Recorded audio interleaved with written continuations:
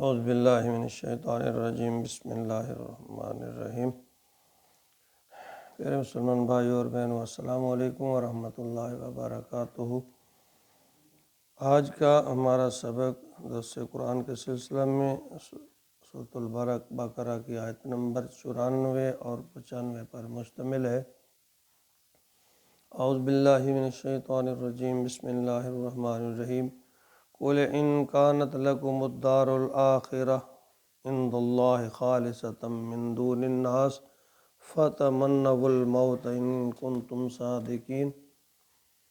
وَلَن يَتَمَنَّوْهُ أَبَدًا بِمَا قَدَّمَتْ أَيْدِيهِمْ وَاللَّهُ عَلِيمٌ بِالظَّالِمِينَ۔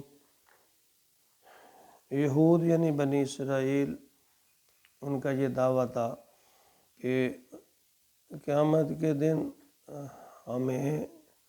جنت ہمارے لیے ضروری ہے، اگر ہم جہنم میں گئے بھی تو چند دن کے لیے جائیں گے، پھر اللہ تعالیٰ ہمیں معاف کر دیں گے، کیونکہ ہم اللہ کے جو بہت قریب ہیں، قرب ہے ہمیں اللہ کا حاصل۔ ان آیات مبارکہ میں اللہ رب العزت اس بارے میں فرماتے ہیں کہ قُلْ إِنْ كَانَتْ لَكُمُ الدَّارُ الْآخِرَةُ، اے نبی ان سے کہہ دیجئے اگر تمہارے لیے آخرت کا جو گھر ہے، عِنْدَ اللَّهِ خالصہ، تمہارے لیے ہی خالص ہے، مِن دون الناس، دوسرے لوگوں کو چھوڑ کر، یعنی تمہارے لیے جنت مخصوص ہو چکی ہے کہ تم کہتے ہو کہ ہم مرتے ہی جنت میں پہنچا دیے جائیں گے۔ فَتَمَنَّوُا الْمَوْتَ، تو تم موت کی تمنا کرنی چاہیے تمہیں، ان کنتم صادقین، کہ اگر تم سچے ہو، اگر تم سچے ہو تو پھر تمہیں موت کی تمنا کرنی چاہیے۔ یعنی اگر تمہیں جنت میں داخل ہونے کا اتنا ہی یقین ہے تو پھر دنیا میں رہنا تو تم پر گراں ہونا چاہیے، یعنی یہاں کی جو مشقتیں اور کوفتیں ہیں جو تم اٹھاتے ہو، تو اس کے بدلے میں تو وہاں جنت کا جو مقام ہے اس کی تمنا تمہیں کرنی چاہیے۔ یہ دنیا تو قید خانہ ہے، جیسا کہ نبی اکرم صلی اللہ علیہ وسلم نے فرمایا، الدنیا سجن المؤمن و جنت الکافر، کہ دنیا مومن کے لیے قید خانہ اور کافر کے لیے جنت ہے۔ اگر کسی شخص کا آخرت پر ایمان ہے، یقین ہے کہ اللہ اس کے ساتھ معاملہ خلوص پر مبنی فرمائیں گے، تو اسے چاہیے پھر وہ اس کا موت کا جو ہے وہ تمنا کرے۔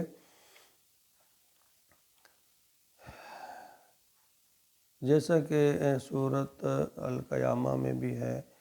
آیت نمبر 14 میں، بل الانسان علی نفسہ بصیرہ،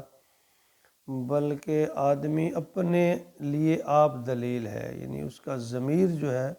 وہ اس کو اپنی اچھائی اور برائی کا بتا دیتا ہے، اور انسان کو خوب معلوم ہوتا ہے کہ میں کہاں کھڑا ہوں۔ آپ اللہ کے ساتھ دھوکہ بازی کر رہے ہیں یا آپ کا معاملہ خلوص پر مبنی ہے؟ اگر واقعتاً خلوص اور اخلاص والا معاملہ ہے تو پھر یہ کیفیت ہونی چاہیے جس کا نقشہ نبی اکرم صلی اللہ علیہ وسلم نے حدیث مبارکہ میں کھینچا فرمایا، کن فی الدنیا کأنک غریب او عابر سبیل، دنیا میں اس طرح رہو کہ یا تم اجنبی ہو یا مسافر۔ پھر یہ دنیا باغ نہیں ہے، قید خانہ نظر آنی چاہیے، جس پر انسان مجبور رہتا ہے کہ پھر زاویہ نگاہ یہ ہونا چاہیے کہ اللہ نے مجھے یہاں بھیجا ہے لیکن ایک معین مدت کے لیے، تو جو ذمہ داریاں اس کی طرف سے عائد کی گئی ہیں وہ ادا کرنی چاہیے، نہ کہ یہاں رہنے کی جو خواہش دل میں ہے اس میں اضافہ ہو۔ آگے فرمایا، وَلَن يَتَمَنَّوْهُ أَبَدًا، اور ہرگز آرزو نہیں کریں گے موت کی۔ اللہ رب العزت فرماتے ہیں کیونکہ ان کے دل میں کھوٹ ہے، منافقت ہے، یہ ہرگز مرنے کی تمنا نہیں کریں گے، بما قدمت ایدیہم، بسبب ان کرتوتوں کے جو ان کے ہاتھوں نے آگے بھیجی ہیں، بما قدمت آگے بھیجی ہیں، ایدیہم ان کے ہاتھوں نے، یعنی جو اعمال انہوں نے کیے ہیں انہیں خود معلوم ہے، جو انہوں نے کمائی کی ہے، جو آگے بھیجی ہے اس کے بارے میں انہیں علم ہے، اس لیے ہرگز یہ مرنے کی تمنا نہیں کریں گے۔ واللہ علیم بالظالمین، اللہ ان ظالموں سے بخوبی واقف ہے۔ اللہ فرماتے ہیں اللہ تو دل میں پیدا ہونے والے خیال تک کو جانتے ہیں۔ یہ تو عمل کیا ہے انہوں نے، جو عمل انہوں نے کیے ہیں، جو انہوں نے اللہ کے نبیوں کے ساتھ جو سلوک کیا ہے، اللہ کے جو فرمان ہے اس کی نافرمانی کی ہے، تو اللہ کہتے ہیں اللہ کو سب معلوم ہے، یہ مرنے کی ہرگز تمنا نہیں کریں گے۔ جو مومن ہے وہ اسے تو موت سے کوئی ڈر نہیں، کہ اللہ تعالیٰ پر اس کا یقین اور اعتقاد ہے، اور اس میں یہ بھی فرمایا کہ اللہ تعالیٰ نبی اکرم صلی اللہ علیہ وسلم کے جو فرامین ہیں ان کے مطابق کہ انسان کو اس کا ضمیر جو ہے اس کو اچھے اور برے ہونے کے بارے میں بتاتا رہتا ہے، لیکن اگر ہمارا ضمیر ہی مردہ ہو جائے تو پھر اور بات ہے۔ اور میری آپ سب دوستوں، سب بھائیوں اور بہنوں سے یہ گزارش ہے کہ اگر میری یہ کوشش اور کاوش آپ کو اچھی لگے تو اس کو آگے ضرور شیئر کیجئے،